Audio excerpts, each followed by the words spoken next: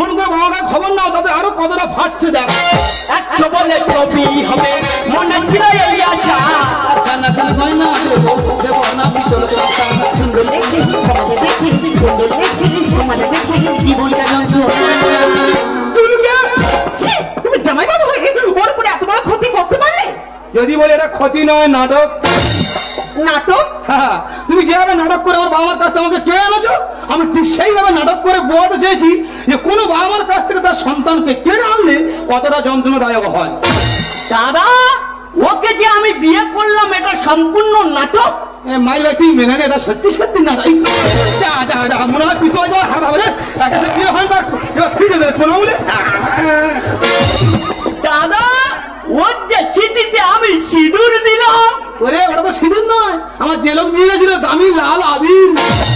এতদিন জানতাম বাইরের লোক টুপি পরায়, আজকে নিজে সচক্ষে দেখা পেলাম ঘরের লোকের টুপি পরাতে পারে।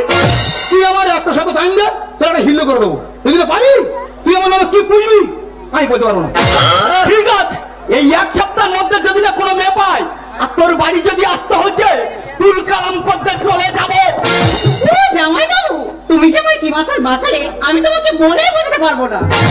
এই আমার শালি সোনালি বিনা হারি কাটে হচ্ছিল বলি।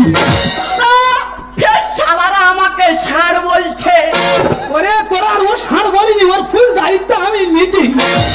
দাদা বলছিলাম এটা সত্যি সত্যি নাটক। হ্যাঁ মাই ভাই সত্যি সত্যি নাটক।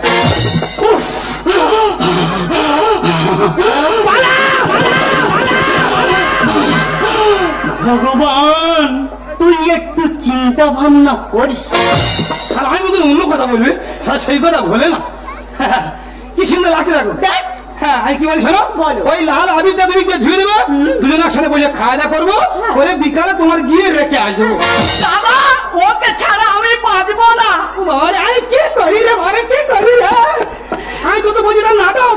সত্যি সত্যি নাটক। তোর কণ্ঠ ছুঁয়ে বলছি এটা সত্যি সত্যি নাটক।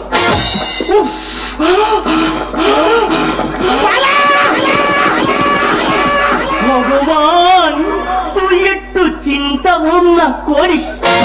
সারা যেভাবে হাই দোষ করছে আমার ভদ্র সব ফেলে দে।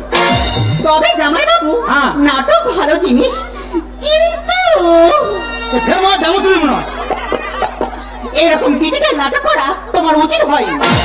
আচ্ছা আমি কি উকুন বংশে বিয়ে করি নাই বলে দিলে? এদের তিন বোনের মাথায় এত উকুন পাই হয়, ওই উকুন আরো হয়ে গেছে। মানে যেভাবে চিংড়ি চাষ করে ওইভাবে উকুন চাষ করে রেখেছে। তা উপর না বলে আমরা কি করবো বলো? তা বীজ মারামারি কর। অনেক রকম বিষ ট্রাই করেছে কিন্তু মরছে না। কোনো বিষয় মরছে না। এবার এক কাজ কর, বলো। ওই ঘাস মারা বীজ মার, উকুন চলে যাবে। আর ওই উকুন যেটা ধরে থাকে সেটাও জীবনের মতো চলে যাবে। বাজে কথা বলো না তো। ফের মা ডেমো তুলছে।